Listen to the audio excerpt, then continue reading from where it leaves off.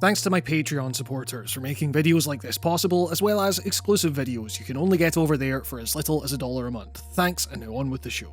As you can probably tell, I've had Metal Gear on the mind a lot lately. Honestly, going through the games again has been a thoroughly joyous experience. I love this series, I feel like I know it inside and out. And yet, despite that familiarity, that enthusiasm that has lasted for basically a quarter of a century at this point, this recent playthrough saw something catch my eye in a way it hadn't previously. Something that in all my years of playing, I'd always taken for granted. It's the Codec, a foundational component of the franchise's storytelling. Variations on which, throughout the series, have seen our protagonist crouching down to communicate with home base, and the wealth of other individuals involved in whatever mission they happen to be on. And you know, it all seems pretty simple on the surface. It's a radio. What more is there to talk about? But for some reason, a question burrowed itself into my brain on this playthrough that ended up sending me on a pretty wild thought experiment that got me thinking about the medium and how we interact with art more generally. That lofty question being, how does the codec actually work? What are its rules? And as we'll go on to see, that's a fairly complicated set of questions to answer.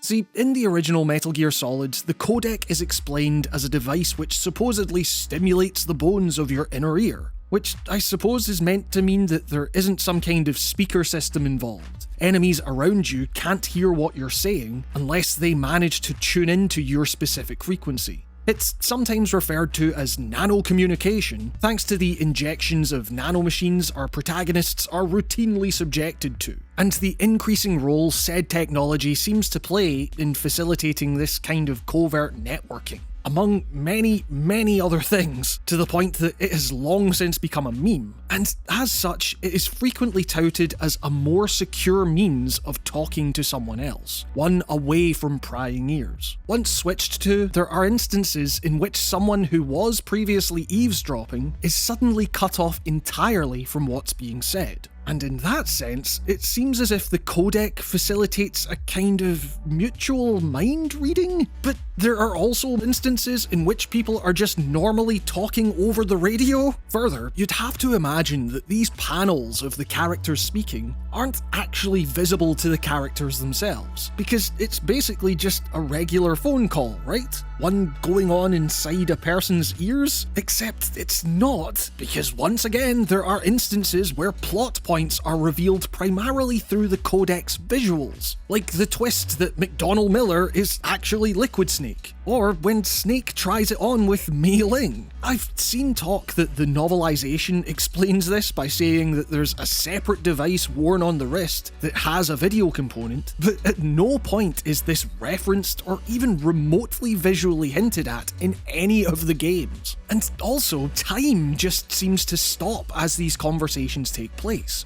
because they can be activated during battles, with your team providing information on that specific encounter within the confines of this radio environment. I mean, hell, in Snake Eater, we aren't even talking about some potential future tech here. Snake is talking through an actual physical radio. It's not like there is zero thought given to the various conundrums brought up by this confusing technology. I mean, in that third game, the devs rely far less on mandatory radio conversations to break up gameplay, instead trying to find ways to better convey the information via other, more potentially plausible means. And so, with all of that in mind, how does the codec work? Well, it doesn't, at least not in a manner that explains away any of these glaring narrative issues. But also, that's fine, hear me out.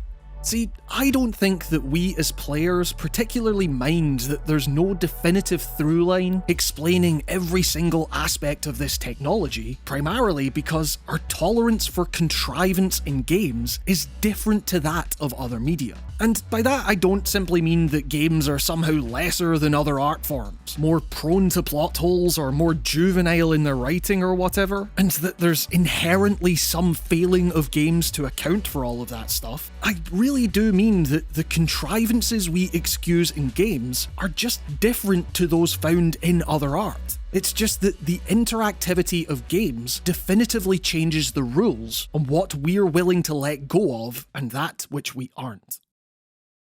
Look, over the years when it comes to games, I've occasionally seen discussed this loose concept of win the battle, lose the cutscene. It's this idea that you fight particularly hard to whittle down a boss's health, or successfully escape or whatever, only for the subsequent cinematic to show your character giving up, or taking a severe blow, or generally being brought low in some way. These represent moments in which the player's control is taken away from them, only for something terrible to happen in the ensuing chaos. And sure, these moments often represent key points of dramatic tension in a very traditional sense. You know, what is drama without conflict, without struggle? A character simply emerging victorious in every situation would be boring. You need to be able to surprise an audience, introduce peril and stakes to get people emotionally invested in what's happening on screen. In film and TV, these moments might make for some of the most pivotal, effective aspects of the presentation.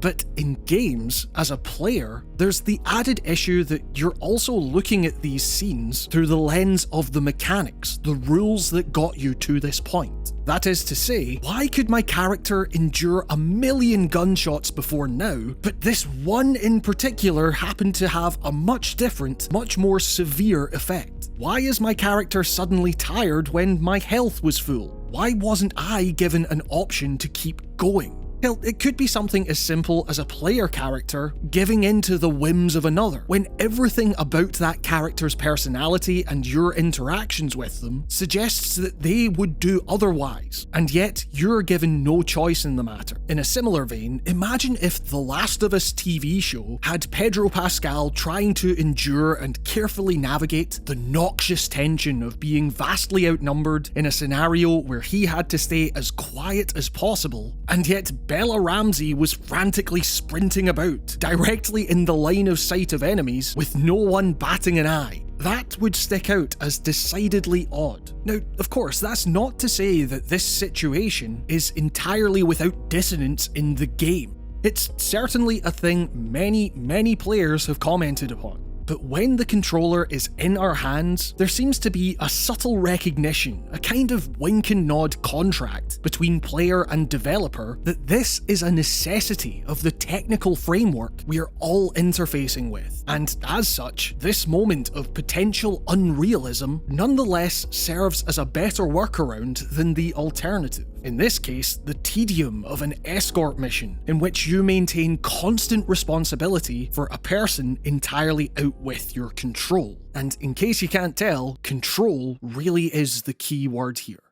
The thing is, if the codec was to exist in its weird form in a TV show or film, then, well, it would probably back up the assertion made by Sons of Liberty's English translator that Kojima would get laughed out of any writer's room. It's daft, it's inconsistent. As with so much about the series' storytelling, it later gets explained away as nanomachines, son. But we're not operating in the realm of non-interactive media, and as such, consistency of how you interact with something ends up being far more important than making sure its intricacies can all be thoroughly exposited away. Now, I certainly enjoy these kinds of thought experiments. There's clearly a market for people digging into the unnoticed eccentricities of games, those elements of design that exist in the periphery of the experience, that people decide to delve into. They construct all kinds of theories as to what their function, their purpose might be in the context of the grander world building, even though, as a developer, these kinds of details likely never crossed their mind. It was a means to an end.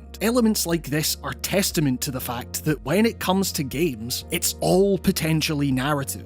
Our agency over how we experience whatever part of the game we choose to focus on is a key aspect of the art. The mundane technical reality is that the codec works because it's a means of allowing for the great swaths of complicated expository dialogue that Metal Gear Solid is known for, without the need to animate a bespoke cutscene for every single line. The visual component exists primarily to bridge that mental gap, to give players something, anything to look at, a character emoting rather than just a black screen for minutes at a time. The codec works because you press the select button and know that you'll be taken to a menu where you can guarantee that time stops and you can't be spotted. And even though those metaphysical properties aren't consistently explained, if at all, the mechanical rules of how you interact with it remain basically the same throughout the series. And in interactive art, those technical realities are always going to take precedence. Like a game character consistently shrugging off injuries that would represent absolute peril in other media, the audience can fill in the blanks on all the other stuff if they really want to. In short, for so many reasons, the codec does not work. It doesn't make total narrative sense. But as with so many other similarly contrived features of countless other games, it doesn't have to. In fact, that ends up being precisely why it works. Thank you all so much for watching. Be sure to like, subscribe, all that daft YouTube stuff. It really helps the channel and it means the world. A massive thanks as well to my patrons who you can see on screen and are all getting access to exclusive, fully produced videos that aren't available here. Your continued support is what allows me to keep going with the work I do on this channel, and I seriously cannot express how grateful I am for that. You are all the best. Special thanks go to Ewan Patterson, David Butkus, Brendan Hess, Mason Miller, Alex O'Sullivan, Michael Tritt, Rickety Cricket, Cameron Siniseros, Charles J. Liu, Alistair Dunn, Vitautis Guitar, Dolly Bowman, Young Condor, Danis Sikauskis, Christopher Faherty, Nicholas Villeneuve, Yogesh Deshpande, Leah Chinello, Captain Canusprick, Bryce Snyder, Seapage Melt Limited, David Björk, Timothy Jones, Matthew Grover, Shardfire, Lynn Browning, Dallas Keane, Charlie Kimball, and Charlie Yang. And with that, this has been another episode of Writing on Games. Thank you all so much for watching, stay safe, and I will see you all next time.